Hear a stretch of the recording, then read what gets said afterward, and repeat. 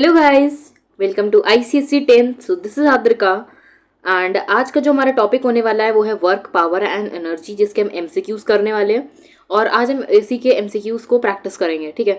और इसमें मैंने ये जो आज का वीडियो बनाया इसमें मैंने वर्क पावर एनर्जी के ऑलमोस्ट जितने भी टाइप के क्वेश्चन मैंने एमसीक्यूज में पूछे जाते हैं वो सब कवर कर लिए हैं, ठीक है। वो मतलब सारे कवर कर लिए। जैसे अगर कोई देखो, जो तुम्हारे एमसीक्यूज हैं वो लास्ट 2 ईयर से ही आना स्टार्ट हुए हैं, क्योंकि कोविड के पहले से तो पूरा सब कुछ सब्जेक्टिव आता था, कुछ एमसीक्यूज होते नहीं थे। और ये जो पेपर पैटर्न है एमसीक्यू का, ये लास्ट 2 ईयर से ही आया है।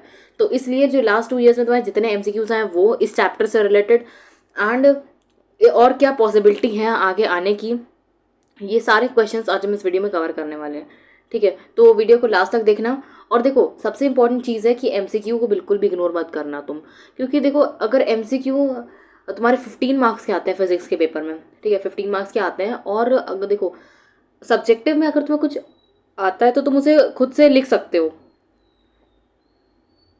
मतलब अगर सब्जेक्टिव में तुम्हें कोई आंसर, तुम्हें क्वेश्चन पूछा गया और तुम उसका आंसर खुद से बनाकर लिख सकते हो, बट अगर तुम्हारा एमसीक्यू गलत हो गया तो फिर वो गलत ही हो गया। इसलिए एमसीक्यूज पे अपना स्पेशल फोकस रखना, और उसके लिए तुम्हें चैप्टर्स अच्छे से रीड करने होंगे। और इसीलिए मैंने वीडियो बनाया कि इस टाइम जो तुम्हारा टाइम, इस टाइम तुम्हारे पास काफ़ी टाइम है, मतलब तुम्हारी वेकेशन चल रही है, तुम्हारे पास टाइम है, तो तुम क्या कर सकते हो, तुम चैप्टर रीड करो, उसे कई बार रीड करो और उसके बाद तुम यहाँ पे आ जाओ और एमसीक्यू की प्रैक्टिस करो।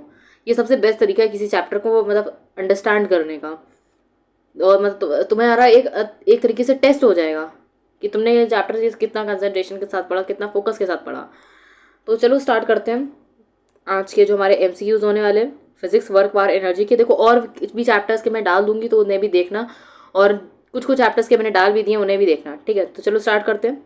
देखो पहले हमारा एमसीक्यू है, two bodies A and B of same momentum have masses in the ratio 1:4, their kinetic energy are in the ratio. तो ये हमारा क्वेश्चन है, ठीक है। और ये क्वेश्चन है, हमें दो बॉडीज ए एंड बी दिए हैं और जिनका मोमेंटम सेम है और उनका मास का रेशियो दिया है। रेशियो कितना दिया है? 1:4 दिया है। और हमें काइनेटिक एनर्जी का रेशियो पूछा जा रहा है, ठीक है। काइनेटिक एनर्जी का रेशियो पूछ रहे हैं हमसे। और जो हमारे ऑप्शंस हैं वो हमारे ऑप्शंस क्या हैं?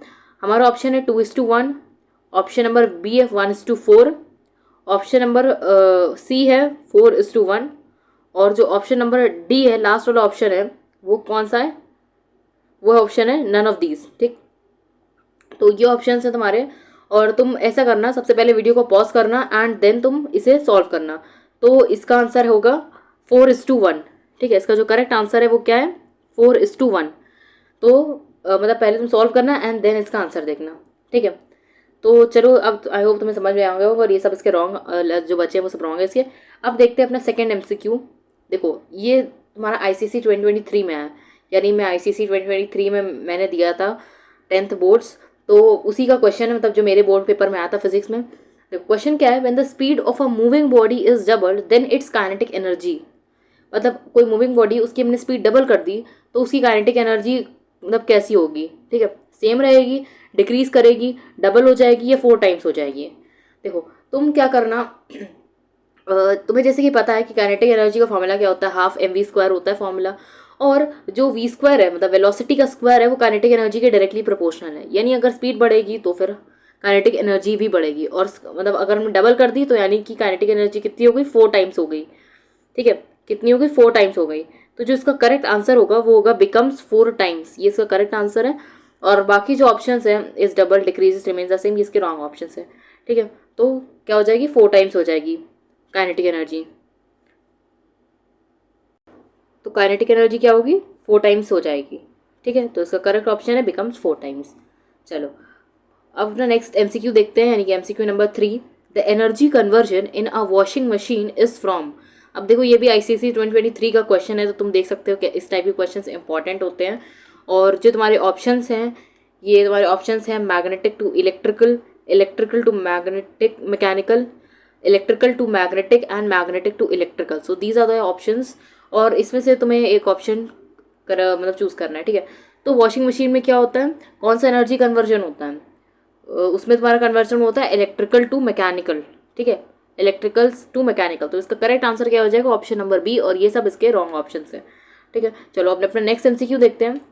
Work done by a force acting on an object is equal to. मतलब जो मतलब वर्क डन होता है, एक तरीके से ये इसका फॉर्मूला पूछ रहा है यहाँ पे, ठीक है, फॉर्मूला पूछ रहा है। तो ये एमसीक्यू से तुम्हारे ऑप्शन जो थे वो ऊपर लिखे हैं।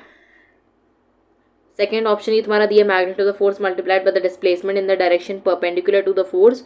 और option 3, magnitude of the force divided by the displacement in the direction of the force. और ऑप्शन नंबर 4 है तुम्हारा, displacement divided by the magnitude of the force. तो दीज आर द ऑप्शंस। और इसमें से तुम्हें करेक्ट जो डेफिनेशन है एक तरीके से वर्क की, वो उसे फाइंड आउट करना है, ठीक है।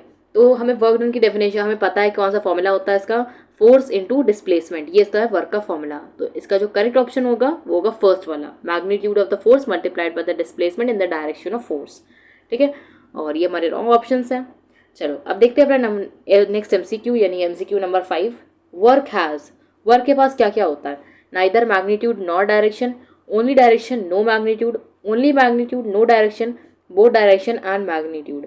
देखो अब वर्क को पहले ये देखना पड़ेगा कि तुम्हें कौन सी क्वांटिटी है। क्वांटिटी दो ही टाइप की होती है, एक स्केलर एक वेक्टर, ठीक है।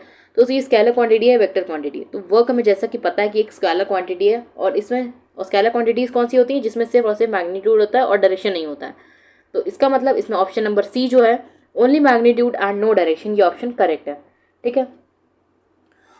चलो अब अपना नेक्स्ट एमसीक्यू देखते हैं चल के हम लोग, क्या एमसीक्यू अपना नेक्स्ट है।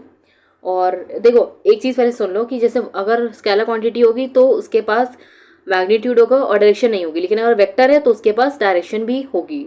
चलो अब नेक्स्ट एमसीक्यू देखते हैं। A force of 5 newton is acting on an object, the object is displaced through 2 metre in the direction of the force, the work done is. तो बेसिकली इसमें तुम्हें क्या दिया, फोर्स दिया रखा है एंड तुम्हें डिस्प्लेसमेंट दे रखी है 2 मीटर, ठीक है। और डायरेक्शन ऑफ फोर्स में मतलब पॉजिटिव वर्क डन हुआ है, ठीक है। तो उसमें हमें वर्क डन का फॉर्मूला पता है क्या होता है, फोर्स इंटू डिस्प्लेसमेंट वर्क का फॉर्मूला होता है। और हम क्या करेंगे, मतलब फोर्स और डिस्प्लेसमेंट का मल्टीप्लिकेशन कर देंगे, यानी कि 5 इंटू 2 कर देंगे, तो हमारा आंसर आ जाएगा 10 जूल, ठीक है। और वर्क की हमें यूनिट पता ही है क्या होती है, सही यूनिट जूल होती है। तो इसका करेक्ट आंसर क्या हो जाएगा, ऑप्शन नंबर बी 10 जूल, ठीक है। चलो अब अपना नेक्स्ट एमसीक्यू देखते हैं। और MCQ number 7, work done is, पहला option negative when the force acts opposite to the direction of displacement and positive when the force is in the direction of displacement. ये हो गया तुम्हारा ऑप्शन नंबर 1। देखो MCQ ध्यान से पढ़ना हो तब तुम्हें समझ में आएगा क्या लिखा है इसमें। Positive when the force acts opposite to the direction of displacement and negative when the force is in the direction of displacement. Option number 3 always positive, या option D none of the above, ठीक है। तो ये तुम्हारे options हैं और इसमें से तुम्हें करेक्ट ऑप्शन चूज करना है। तो तुम करो पहले वीडियो को पॉज और फिर इसका मतलब सोचो क्या होगा आंसर।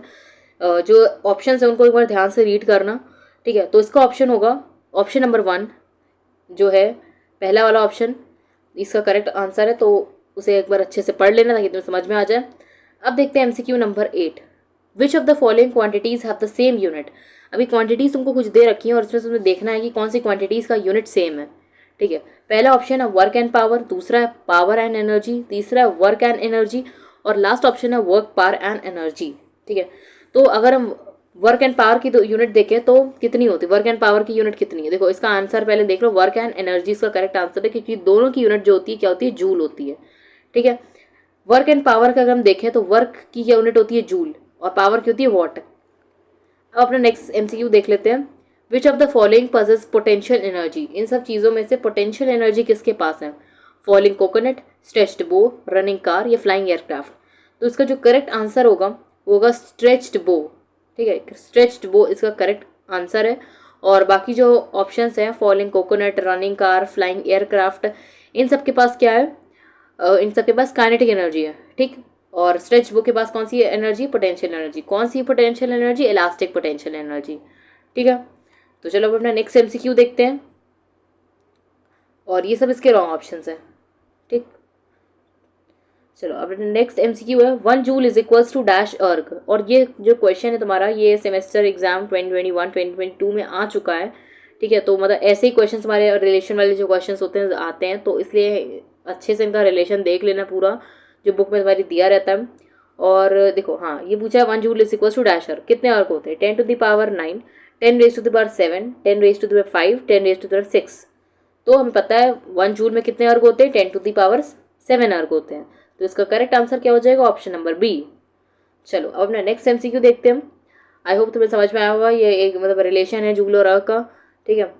जैसे एसआई यूनिट होती है, एसआई यूनिट होती है वर्क की जूल, वैसे ही सीजीएस यूनिट होती है उसकी अर्ग, ठीक। तो उनके दोनों का बीच का रिलेशन है 10⁻7, मतलब 1 जूल में 10⁻7 अर्ग होते हैं। अब अपने नेक्स्ट एमसीक्यू देखते हैं।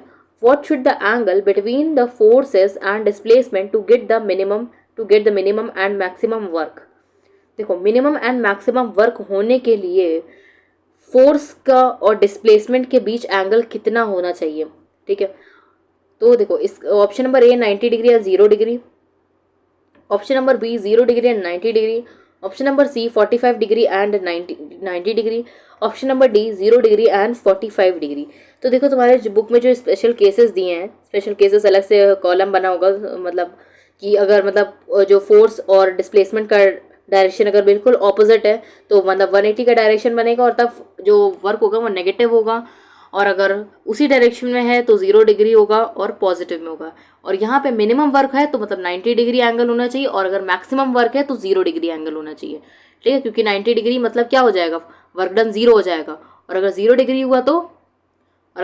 हुआ तो कितना हो जाएगा, मतलब उसी डायरेक्शन में लग रहा है तो वर्क डन पॉजिटिव हो जाएगा। अपने अपने नेक्स्ट एमसीक्यू देखते हैं।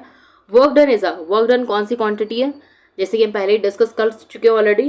वर्क डन हमारी एक स्केलर क्वांटिटी है, तो इसका जो करेक्ट ऑप्शन है वो होगा स्केलर क्वांटिटी, और वेक्टर क्वांटिटी नहीं है। वेक्टर क्वांटिटीज़ वो होती हैं जिन्हें मैग्नीट्यूड के साथ साथ डायरेक्शन भी चाहिए होता है, तो इसका जो करेक्ट आंसर है वो हो जाएगा स्केलर क्वांटिटी, ठीक है। और बोथ ए एंड बी, देखो कोई भी क्वांटिटी स्केलर वेक्टर दोनों नहीं हो सकती है, ठीक। तो इसका ऑप्शन नंबर ए करेक्ट है, स्केलर क्वांटिटी। अब अपना नेक्स्ट एमसीक्यू देखते हैं हम लोग। एक मिनट रुको, हाँ अपना नेक्स्ट एमसीक्यू देखते हैं अब। When is the potential energy of an oscillating simple pendulum maximum and minimum.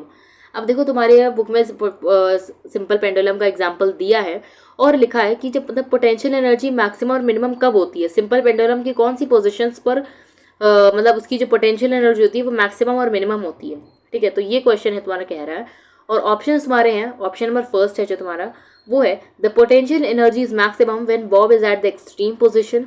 The potential energy मतलब फर्स्ट ऑप्शन ही है, ठीक है, जिसके दो सब पार्ट्स है। The potential energy is minimum when bob is at mean position, ठीक है।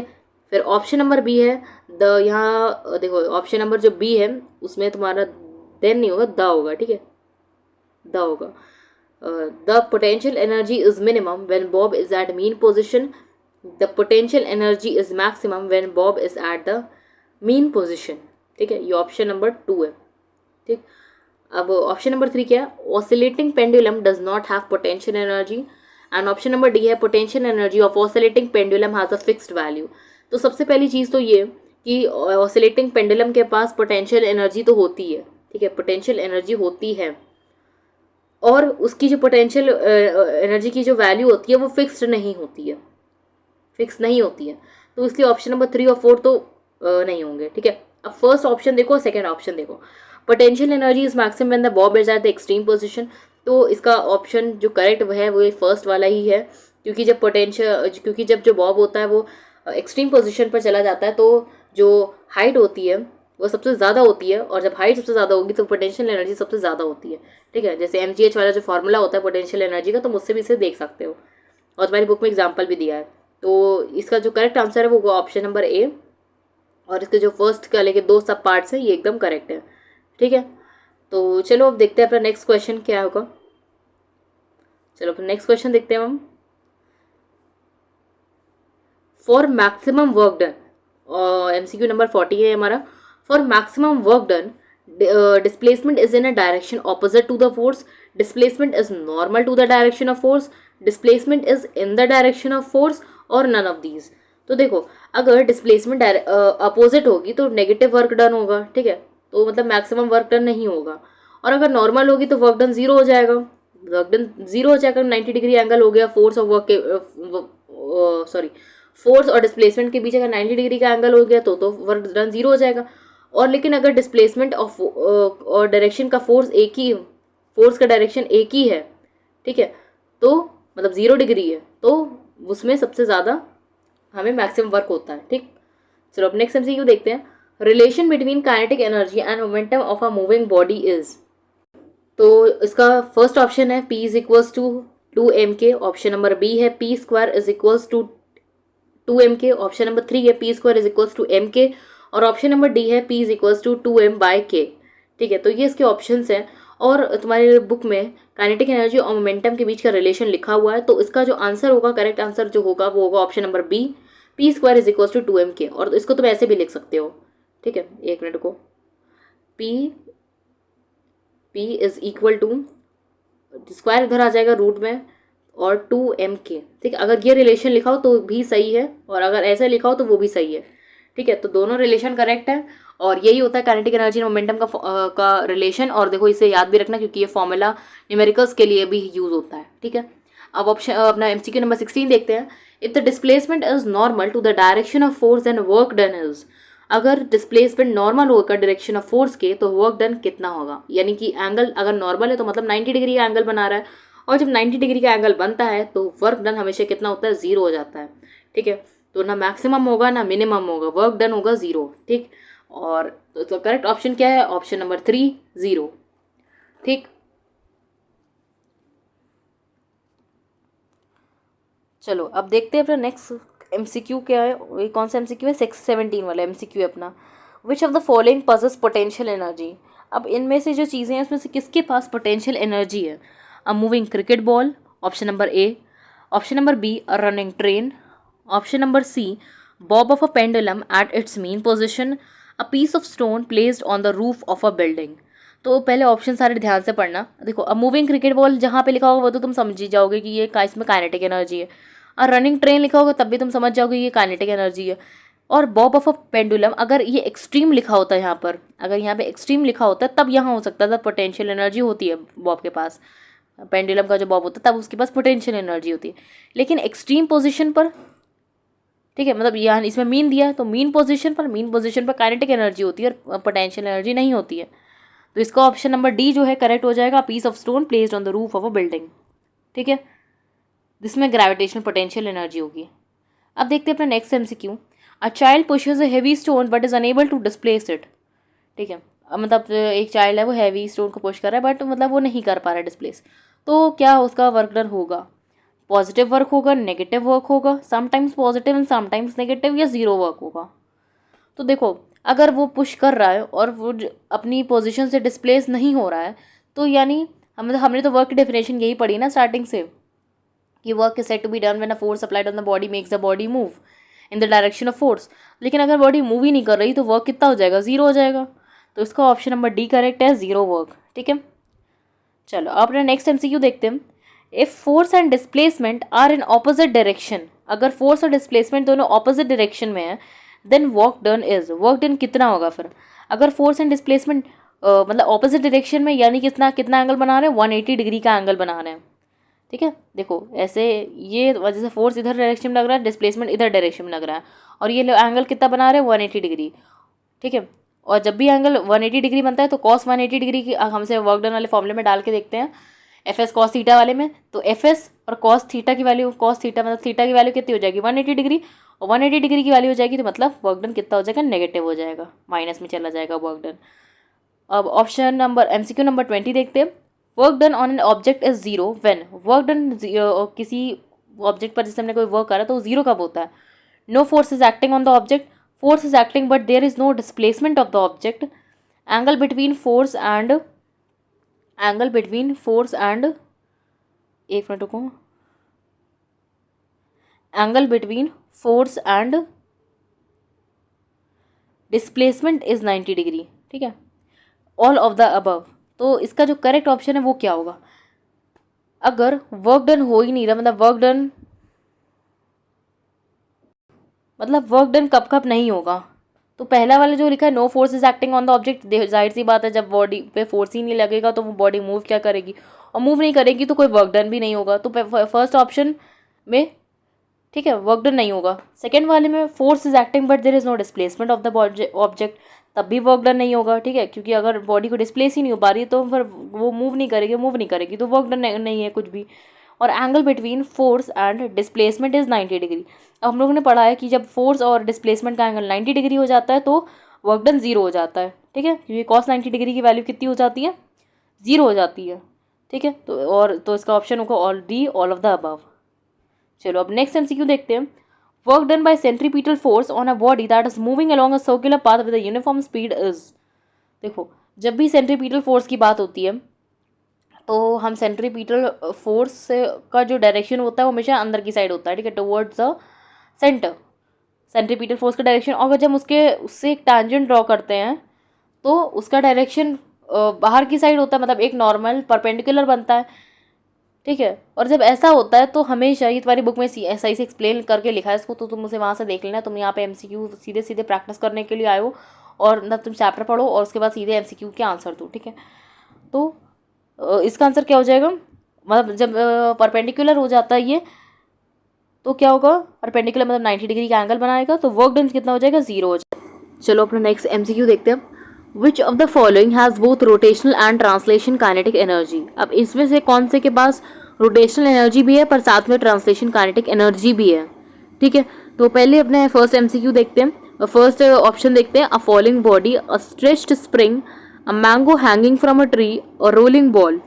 तो अगर तुम सारे एमसीक्यूज देखो, सॉरी एमसीक्यूज बोलती हूँ मैं, ऑप्शंस देखो, तो अ फॉलिंग बॉडी के पास क्या होगी, काइनेटिक एनर्जी होगी। अ स्ट्रेच स्प्रिंग के पास होगी क्या, ग्रेविटेशनल पोटेंशियल एनर्जी होगी। कौन सी ग्रेविटेशनल पोटेंशियल एनर्जी होगी, इलास्टिक पोटेंशियल एनर्जी होगी। और a mango hanging from a tree, इसके पास भी कौन सी एनर्जी होगी, पोटेंशियल एनर्जी होगी, ठीक है। और कौन सी, मतलब ग्रेविटेशनल पोटेंशियल एनर्जी होगी, ठीक है। लेकिन ये जो लास्ट वाला ऑप्शन है, अ रोलिंग बॉल, तो रोलिंग बॉल में क्या होता है, रोटेशनल एनर्जी भी होती है और ट्रांसलेशन काइनेटिक एनर्जी भी होती है। तो इसका करेक्ट ऑप्शन हो जाएगा ऑप्शन नंबर डी, ठीक है। चलो अपना नेक्स्ट एमसीक्यू देखते हैं। Unit of work done is, इसमें से वर्क डन की यूनिट कौन सी है, फर्स्ट वाली जूल, अर्ग, या बोथ ए एंड बी, या नन ऑफ दीज। तो अगर तुम देखो वर्क डन की यूनिट जूल होती है, मतलब एसआई यूनिट जूल होती है, और अर्ग होती है सीजीएस यूनिट होती है। तो यूनिट यहाँ पूछा गया है, एसआई यूनिट या सीजीएस यूनिट को स्पेसिफिकली नहीं पूछा गया है, ठीक है। तो इसलिए इसका आंसर होगा बोथ ए एंड बी, ठीक है, दोनों हैं, और जूल भी है और अर्ग भी है, ठीक है। क्योंकि और अभी भी हम जूल और अर्ग का रिलेशन भी देख कर आए हैं, ठीक है, एमसीक्यू में। तो चलो अब अपने देखते हैं next MCQ. Joule is the unit of, देखो वही क्वेश्चन आता है, थोड़ा सा ट्विस्ट करके दे देते हैं बस उससे थोड़ा सा, बस। Joule is the unit of, इसमें से जूल किसकी यूनिट है, एनर्जी की, पावर की, वर्क की, या बोथ ए एंड सी। तो एनर्जी की हाँ यूनिट है, जूल है। पावर की नहीं, क्योंकि पावर की यूनिट कौन सी होती है, वॉट। फिर वर्क की जूल है यूनिट, ठीक है। और बोथ ए एंड सी, देखो एनर्जी की और वर्क की यूनिट सेम होती है, जूल है, ठीक है। तो चलो जो आंसर होगा इसमें क्या होगा, बोथ ए एंड सी, ठीक है, दोनों की जूल है। तो इसका आंसर क्या होगा, बोथ ए एंड सी, दोनों की यूनिट जूल है, ठीक है। तो चलो अब अपना नेक्स्ट एमसीक्यू देखते हैं हम लोग। तो ये एमसीक्यू कौन सा है तुम्हारा, ऑप्शन नंबर, अच्छा एमसीक्यू नंबर 26। चलो देखते हैं। When a body does work, जब एक बॉडी कोई वर्क करती है तो उसकी एनर्जी क्या होती है, रिमेन्स कांस्टेंट, या वो एनर्जी गेन कर लेती है, या वो लूज एनर्जी कर देती है, नन ऑफ दीज। देखो जब भी कोई बॉडी वर्क करती है तो उसकी एनर्जी हमेशा कम होती है, that is it loses energy. लेकिन अगर लिखा हो when a work is done on the body, मतलब अगर वह हम बॉडी पर वर्क करें, अगर हम बॉडी पर वर्क करें तब वो लूज नहीं करती, तब वो गेन करती है। तो इसका करेक्ट आंसर होगा इस वाले एमसीक्यू का, इट लूजेस एनर्जी, ठीक है। जब बॉडी वर्क करती है तो वो अपनी एनर्जी लॉस कर देती है, ठीक है। चलो अब अपना नेक्स्ट एमसीक्यू देखते हैं हम लोग। हाँ तो अपना नेक्स्ट एमसीक्यू ये रहा, एमसीक्यू हमारा एमसीक्यू नंबर 26 है। अपना नेक्स्ट एमसीक्यू देखते हैं, एक मिनट बस। हाँ देखो एमसीक्यू नंबर 27 हमारा कहता है, a light body A and a heavy body B have the same momentum, दोनों का मोमेंटम सेम है। Choose the correct statement from the given options, मतलब एक लाइट बॉडी है ए और एक हैवी बॉडी है बी, और दोनों का मोमेंटम सेम है, और हमें इसमें से देखना है कि क्या उसका करेक्ट स्टेटमेंट होगा, ठीक है। तो जो देखते हैं ऑप्शन अपने देखते हैं। ऑप्शन नंबर 1 हमारा है, kinetic energy of body A and body B will be same, kinetic energy of body A is greater than kinetic energy of body B. Option number C, kinetic energy of body B is greater than kinetic energy of body A. And जो अपना last option है वो है can not find, ठीक है। तो पहले इसको अच्छे से रीड करो ऑप्शंस को और देन इसका आंसर दो, ठीक है। ये जो रिलेशन है काइनेटिक एनर्जी का मोमेंटम के साथ, तो उसी रिलेशन से फाइंड होगा, और इसका करेक्ट ऑप्शन नंबर बी है, ठीक है, यानी कि, ठीक है। और इसका जो करेक्ट ऑप्शन है वो क्या है, ऑप्शन नंबर बी, यानी kinetic energy of body A is greater than kinetic energy of body B. चलो अपना नेक्स्ट एमसीक्यू देखते हैं हम। If the ratio of kinetic energies of B of A and B is 5:2, then which of one of the following gives the mass ratio of the bodies respectively? और ये कब आया? हमारा ICSE सेमेस्टर 1 एग्ज़ाम में आ चुका है MCQ, और मतलब 2021 में जो 2022 में जो एग्ज़ाम्स हुए थे उसमें ये आया है MCQ। तो इससे देखो तुम, इस टाइप के क्वेश्चंस काफ़ी इंपॉर्टेंट है। इफ़ द हाँ देखो, तुम्हें काइनेटिक एनर्जीज़ का रेशियो दिए रखा है और तुमसे मास रेशियो पूछ रहा है बॉडी का, मतलब मास कितना होगा दोनों का। ठीक है, एक मिनट। हाँ चलो अब देखते हैं क्या रेशियो होगा, मास का रेशियो क्या होगा। पहला ऑप्शन है तुम्हारा 2:5 होगा, ये 25:4 होगा। फिर ऑप्शन नंबर 3 है हमारा 5:2, और फिर जो अपना लास्ट ऑप्शन है वो कौन सा है? 4:24। ठीक है, तो क्या ऑप्शन होगा इसका करेक्ट, मतलब मास का रेशियो क्या होगा? इसका जो मास का रेशियो होगा, जब तुम इसे फाइंड करोगे काइनेटिक एनर्जी का फॉर्मूला रखकर, तो इसका जो करेक्ट आंसर आएगा वो आएगा 2:5। ठीक है, 2:5। चलो अब अपना नेक्स्ट एमसीक्यू देखते हैं। The energy change during photosynthesis in plants is, ये जो तुम्हारा क्वेश्चन है एनर्जी कन्वर्जन वाला, ये फोटोसिंथेसिस वाला क्वेश्चन है, ये भी तुम्हारा ICSE सेमेस्टर 1 2022 में आ चुका है। ठीक है, तो तुम देख सकते हो कि एनर्जी कन्वर्जन वाला भी कितने क्वेश्चंस आए, तो मतलब एनर्जी कन्वर्जन वाले क्वेश्चंस आते हैं। ठीक है, तो मतलब वो तो मेरे पेपर में भी आए थे, और एनर्जी कन्वर्जन में क्वेश्चन ज़रूर आते हैं MCQ में, तो उन्हें तो सारे एनर्जी कन्वर्जन वाले जितने भी तुम्हारे एग्जाम्पल दिए हैं वो भी उन्हें ज़रूर पढ़ना। क्या इसमें एनर्जी कन्वर्जन लिखा है? Heat to chemical energy, chemical to light energy, chemical to heat energy and light to chemical energy. तो जब फोटोसिंथेसिस करते हैं प्लांट्स, तो वो लाइट यानी कि लाइट एनर्जी को ट्रैप करते हैं और फिर उसे केमिकल में चेंज कर देते हैं, यानी कि फूड में कन्वर्ट कर देते हैं।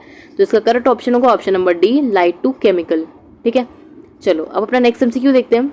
Energy stored in the core of the earth is called, मतलब अर्थ के कोर में जो एनर्जी होती है, स्टोर होती है, उस एनर्जी को हम क्या कहते हैं?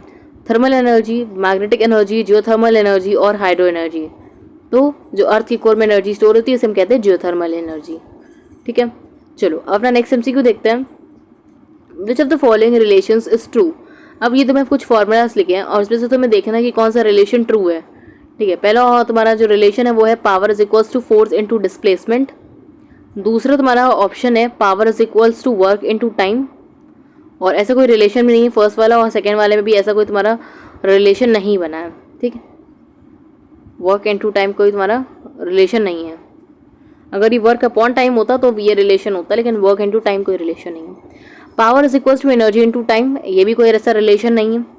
और जो लास्ट वाला तुम्हारा ऑप्शन है power is equals to force into velocity, तो ये तुम्हारा एक रिलेशन है और ये काफ़ी इंपॉर्टेंट फार्मूला है। उसका रीज़न ये है कि मतलब जो न्यूमेरिकल्स हैं उनमें ये फार्मूला यूज़ होता है। ठीक है, तो इसलिए ये वाला फार्मूला इंपॉर्टेंट है और इसको अच्छे से याद रखना। ठीक है, वेलोसिटी और फोर्स का जब मल्टीप्लाई करते हैं तब उसमें पावर आती है। ठीक है, चलो अब हम चलते हैं। देखो मैंने इंपॉर्टेंट लिख दिया इस पर। चलो अब अपने नेक्स्ट MCQ देखते हैं। When work is done by a moving body, जब कोई मूविंग बॉडी वर्क करती है, मतलब वो चली रही है, मतलब मूविंग बॉडी ही है, वो जब वर्क करती है, तो इसकी it's kinetic energy decreases, it's kinetic energy increases, it's kinetic energy remains constant and it's kinetic energy becomes zero. तो जब कोई मूविंग बॉडी वर्क करती है तो क्या होता है, मतलब कांस्टेंट तो नहीं रहेगी काइनेटिक एनर्जी। देखो अगर वो वर्क करने लगी, मूविंग बॉडी वर्क कर रही है, तो उसकी काइनेटिक एनर्जी कांस्टेंट तो नहीं रहेगी। और ये तुम्हारा किसका एप्लीकेशन है? वर्क एनर्जी थ्योरम का क्वेश्चन है ये एक तरीके से। और वर्क एनर्जी थ्योरम यही हमारा कहता है कि अगर मूविंग बॉडी वर्क करे, ठीक है, या उस पर हम फोर्स लगाएं, तो उसकी काइनेटिक एनर्जी क्या हो जाती है? बढ़ जाती है, इंक्रीज कर जाती है। ठीक है, तो इसका आंसर जो होगा वो होगा option number B, its kinetic energy increases. ठीक है, और इट्स काइनेटिक एनर्जी डिक्रीजेज नहीं होगा इसका answer, it's kinetic energy become zero. भैया मूविंग में है तो वो काइनेटिक एनर्जी जीरो तो बिल्कुल ही नहीं होगी ना। ठीक है, तो उसका आंसर हो जाएगा ऑप्शन नंबर बी। चलो अब अपना नेक्स्ट MCQ देखते हैं हम लोग। विच of the following statement is true. अब ये तुम्हें कुछ स्टेटमेंट्स लिखी हैं, उसमें तुम्हें देखना है कि कौन सा स्टेटमेंट ट्रू है। फर्स्ट MCQ जो है, ऑप्शन जो है तुम्हारा वो है electric motor converts electrical energy to mechanical energy. Option number B जो है steam engine converts mechanical energy to heat energy. Option number C जो है तुम्हारा वो है loud speaker convert sound energy to electrical energy. And option number D है तुम्हारा burning candle converts heat energy to chemical energy. तो इसका जो करेक्ट ऑप्शन है तुमने देखा होगा, इलेक्ट्रिक मोटर हमारी इलेक्ट्रिकल एनर्जी को मैकेनिकल एनर्जी में कन्वर्ट कर देती है। तो इसका ऑप्शन होगा ऑप्शन नंबर ए। अब अपना नेक्स्ट एमसीक्यू देखते हैं। Work done on a body does not depend upon. तो ये कुछ इसमें फैक्टर्स दिए हैं जिस पे तुम्हें देखना है कि इसमें से कौन सा फैक्टर ऐसा है जिस पे वर्क डन डिपेंड नहीं करता। पहला तुम्हारा ऑप्शन है फोर्स, नहीं देखो वर्क डन है फोर्स पे तो डिपेंड करता ही है, फोर्स इनटू डिस्प्लेसमेंट, ये तो उसका फॉर्मूला ही है, तो फोर्स पे तो डिपेंड करता है। अब तुम्हारा नेक्स्ट ऑप्शन जो है वो है डिस्प्लेसमेंट। अब देखो डिस्प्लेसमेंट पे भी वो डिपेंड करता है, ठीक है।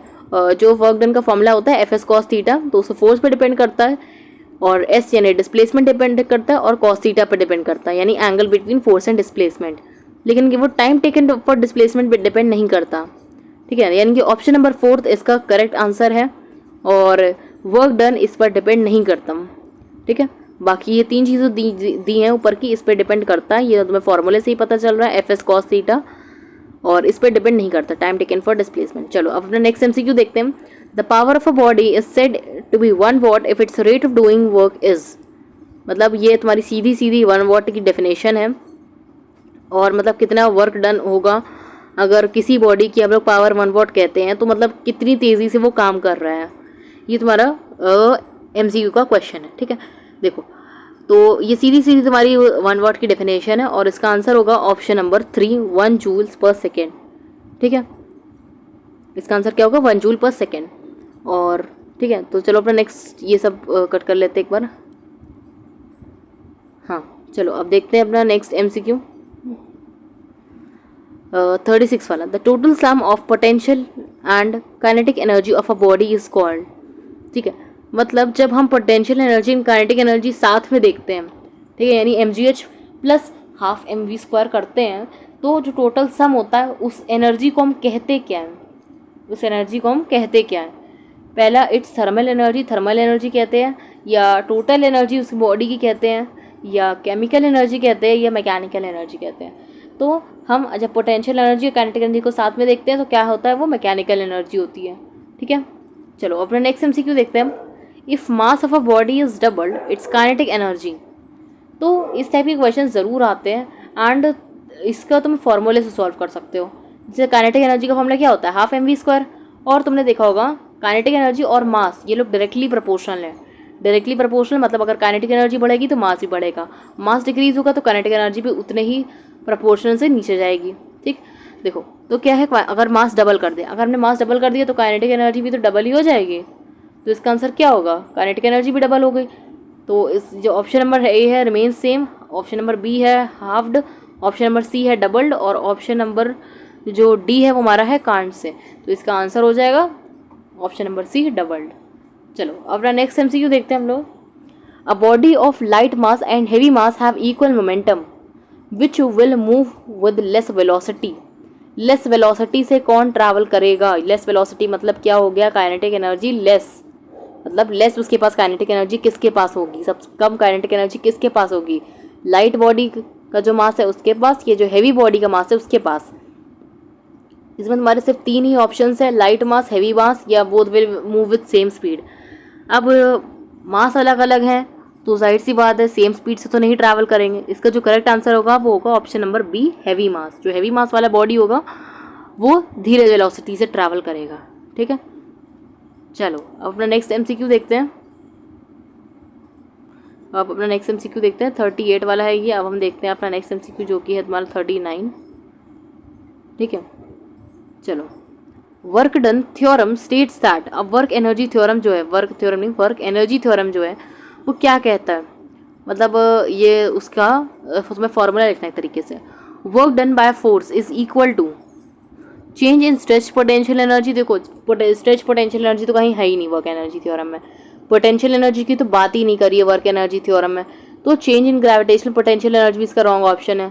जो ऑप्शन नंबर 3 है चेंज इन काइनेटिक एनर्जी, तो हाँ वर्क एनर्जी थ्योरम में चेंज इन काइनेटिक एनर्जी ही होता है, work done by force is equal to यही होता है। तो इसका जो ऑप्शन नंबर 3 है वो करेक्ट है। ठीक है, चेंज इन काइनेटिक एनर्जी ही कहता है, चेंज इन देखो वर्क एनर्जी थ्योरम यही कहता है कि अगर हम एक्सटर्नल फोर्स लगाएंगे और किसी मूविंग बॉडी पर, तो उसकी जो स्पीड होगी वो इंक्रीज़ होगी, यानी इसका काइनेटिक एनर्जी बढ़ेगा। ठीक है, देखो एक मिनट में इसका रिलेशन भी लिख देती हूँ यहाँ पे। हमारी बुक्स में गिवन है कि kinetic energy final kinetic energy minus initial kinetic energy. ठीक है, चलो आई होप तुम्हें समझ में आएगा। अब देखते हैं अपना नेक्स्ट एमसीक्यू, मतलब ये हमारा लास्ट एमसीक्यू है। Kinetic energy of a moving body depends upon, मतलब काइनेटिक एनर्जी किन किन फैक्टर्स पे डिपेंड करती है, ये तुम अपने उसके फॉर्मूले से देख सकते हो। Mass of the body, mass पे डिपेंड करती है, square of the velocity of the body, या both A and B, none of these. तो देखो वो मास पे भी डिपेंड करती है और वेलोसिटी के स्क्वायर पे भी डिपेंड करती है, जैसे कि काइनेटिक एनर्जी का फॉर्मूला होता है। ठीक है, दोनों पे डिपेंड कर रही है, मास पे भी डिपेंड कर रही है और square of the velocity of the body पे भी डिपेंड कर रही है। तो उसका आंसर जो होगा वो होगा बोथ ए एंड बी, और दोनों ऑप्शंस करेक्ट है। काइनेटिक एनर्जी दोनों पे डिपेंड करती है।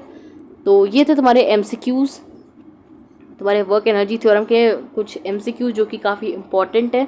और देखो इसी टाइप के एमसीक्यूज़ तुम्हारे बोर्ड्स में भी आते हैं, स्पेशली जो तुम्हारे वाले क्वेश्चंस होते हैं, एनर्जी कन्वर्जन वाले क्वेश्चंस होते हैं।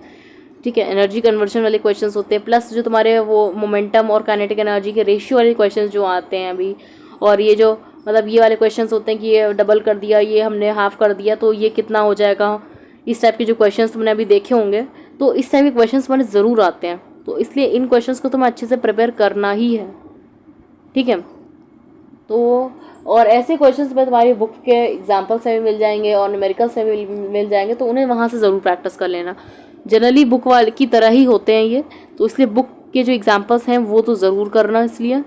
और वर्क एनर्जी थ्योरम के यही कुछ इंपॉर्टेंट एमसीक्यूज़ थे जिससे तुम्हें अच्छे से ऐसे एमसीक्यूज़ ही प्रैक्टिस करने चाहिए।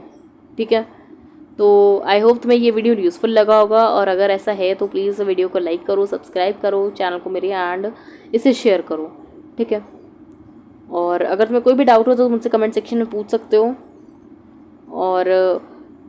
और भी एमसीक्यूज़ के जो वीडियोस हैं वो मैं अपलोड कर दूंगी, और जितने भी मैंने डाल रखे तुम उन्हें देख सकते हो। और भी मैं चैप्टर्स के एमसीक्यू वीडियो अपलोड कर दूंगी, तो उसे भी तुम देख लेना। और आई होप तुम्हें समझ में आया होगा आज का जो मैंने वीडियो बनाया है, और तुम अच्छे से इसे देखोगे। ठीक है, तो तब तक के लिए bye, and thanks for watching.